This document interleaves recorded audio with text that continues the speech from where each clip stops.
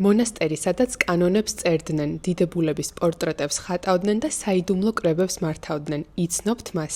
ეს არის ჭულეს მონასტერი, მე-14 საუკუნის წმინდა გიორგის სახელობის ტაძარი, რომელიც პატარა ზანავში, მდინარე ქვაბლიანის ნაპირას მდებარეობს. ტაძრის კედლები ინახავს უნიკალურ ფრესკებს. 1391 წელს აქ არსენმა ჯაყელთა საგვარეულოს, საქართველოს ერთ-ერთი ყველაზე გავლენიანი ოჯახის პორტრეტები დახატა. სწორედ აქ მოიწვია აღბუღა ათაბაგმა საკანონმდებლო კრება, სადაც ბექა აღბუღას სამართლის წიგნი შეიქმნა.